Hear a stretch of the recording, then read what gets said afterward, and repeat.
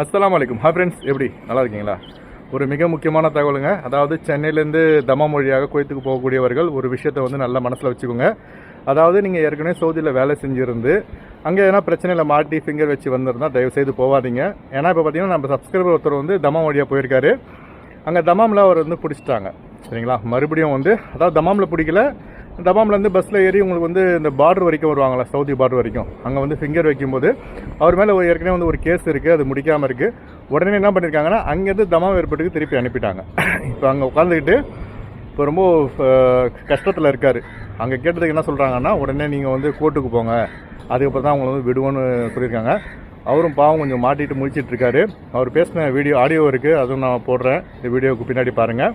அதனால் தயவுசெய்து சவுதியிலேருந்து வந்தவங்க உங்கள் மேலே என்ன கேஸ் இருந்தால் தமாம் வழியாக போகாதீங்க, குவைத்துக்கு டைரெக்டாக வாங்க. ஏன்னா போயிட்டு அங்கே பிரச்சனை மாட்டினீங்கன்னா வெளியில் வருது ரொம்ப கஷ்டம். அதனால் இந்த வீடியோவை மிக மிக முக்கியமான வீடியோவை அதிகமாக ஷேர் செய்யுங்க. அதே போல் பார்த்தீங்கன்னா விசா எக்ஸ்பைரி ஆகக்கூடியவர்கள் பார்த்தீங்கன்னா 5 நாள் வந்து விசா வேலிட் இருக்கணும், அப்போ தான் வந்து குவைத்துக்குள்ளே என்ட்ரி ஆக முடியும். சில பேர் சொல்லலாம், அதாவது ஒரு நாள் முன்னாடி வந்து போகலாமா டைரக்ட் ஃப்ளைட்டில் கேட்குறாங்க. ஆனால் போகலாங்க, ஒன்றும் பிரச்சனை கிடையாது. அதுக்கு முன்னாடி பார்த்தீங்கன்னா ஏர்லைன்ஸில் வந்து டிக்கெட் போடுறதுக்கு முன்னாடி ஸ்பெஷல் பர்மிஷன் வாங்கியிருக்கணும், அப்போ மட்டும் தான் அலோவ் பண்ணுவாங்க.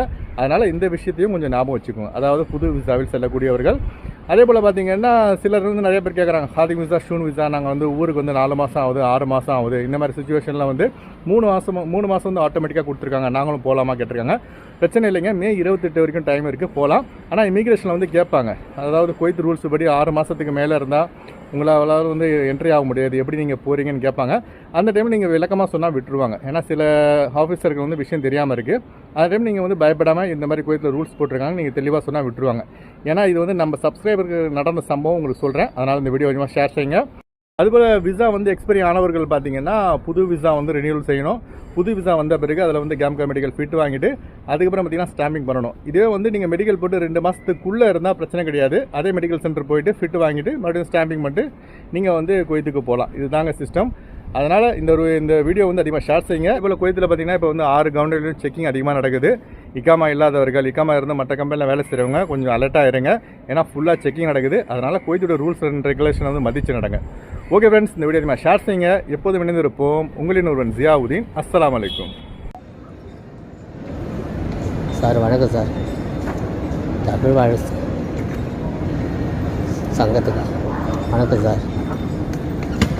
தமாம் ஏர்போர்ட்டில் பேசுகிறேன் சார். நான் ஜித்தாவில் இருந்துட்டு சென்னையில் இருந்துட்டு கொழும்பு வந்தேன் சார். கொழும்புல இருந்துட்டு இந்த தமாம் ஏர்போர்ட் வந்தேன். நான் தமாம் ஏர்போர்ட் வந்தேன். அங்கே வந்துட்டு என்ன குவைத்துக்கு போகணும். பஸ் ஏற்றி விட்டாங்க. அந்த பஸ்ஸில் தான் வந்தேன். அந்த செக் போஸ்ட்டில் வந்துட்டு என்னை பிடிச்சி இறக்கிட்டு வந்துட்டாங்க. இங்கே வந்து கேட்டாங்க, நீ கோர்ட்டுக்கு போகணும்னு சொல்கிறாங்க சார். எனக்கு ஒரு ஹெல்ப் பண்ணுங்கள் சார். தமிழ் வாழ் சங்கத்துக்கு ஒரு ஹெல்ப் பண்ணுங்கள் சார்.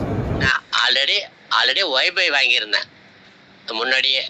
அங்கே சவுதியில் வேலை செய்யக்குள்ள அந்த ஒய்பை வாங்கக்குள்ள அப்போ வந்துட்டு அந்த ஒய்பை வாங்கக்குள்ள நான் வந்துட்டு பில்லு கட்டிக்கிட்டே இருந்தேன்.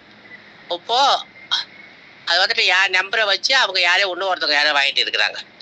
அதில் வந்துட்டு அந்த 1 மாதத்து பில்லு வந்துட்டு அந்த 1 மாதம் பில்லு வந்துச்சு. அப்போது நாங்கள் கம்பெனி பூரா ஒய்பை வாங்கியிருந்தோம். அந்த பில்லு வந்துச்சு. அந்த பில்லு வரக்குள்ள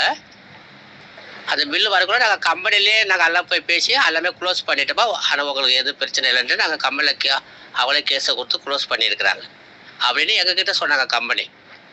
அதுக்கப்புறம் கம்பெனி சாத்திட்டாங்க. நாங்கள் வந்துட்டோம். அவ்வளோதான். இப்போதைக்கு இங்கே வந்ததுக்கு நீ வந்துட்டு இப்போதைக்கு அது பில் கட்டணும், நீ வந்துட்டு தமாமே போன்ட்டுன்னு சொல்கிறாங்க. அவ்வளோதான். ஆனால் கம்பெனியை க்ளோஸ் பண்ணிட்டு எங்ககிட்ட சொல்லிட்டாங்க. அவங்க க்ளோஸ் பண்ணாங்களா க்ளோஸ் பண்ணலைன்னு அது தெரியல. அதுக்குள்ளே கம்பெனி வந்துட்டு அதுக்கே 2 வருஷம் ஆகுது சார். கம்பெனி சாத்தி 2 வருஷம் ஆகுது. அப்பயே வந்துட்டு க்ளோஸ் ஆயிடுச்சு. அது வந்துட்டு இப்போ கேட்குறாங்க.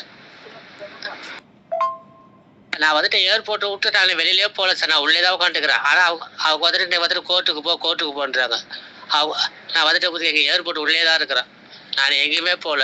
நீ ஒரு பதில் சொன்னாதான் நான் எப்படி போகுதுன்னே தெரியல சார். எனக்கு அப்படியே ஒரு மன உடச்சல் மாதிரியே இருக்குது சார். அப்படியா எங்கள் வீட்லேயும் கத்தி கத்தி அழுகுறாங்க. அப்படி நானும் இது பண்ணிக்கின்னு இருக்கிறேன். அப்படி என்ன பண்ணுறதே தெரியல. அப்படியா 3 நாளாக ஒரு வேளை சாப்பாடு கூட இல்லை சார். ஆ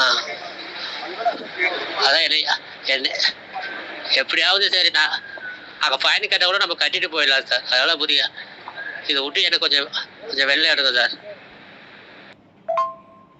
இந்த ஒரு உதவி மட்டும் பண்ணுங்க சார். இப்படியே அடிச்சாலும் கோயத்துக்கு அடிச்சாலும் பரவாயில்ல, இல்லை நம்ம ஊருக்கிட்டாலும் பரவாயில்ல. நான் இது விட்டு வரணும். இப்போ அதுக்கு கையிலேயும் ₹1 கூட காசு இல்லை சார். அப்படி நான் அதான் நம்ம இந்தியா காசு செல்லாதுன்னா எல்லாத்தையும் வீட்டிலே கொடுத்துட்டு வந்துட்டேன்.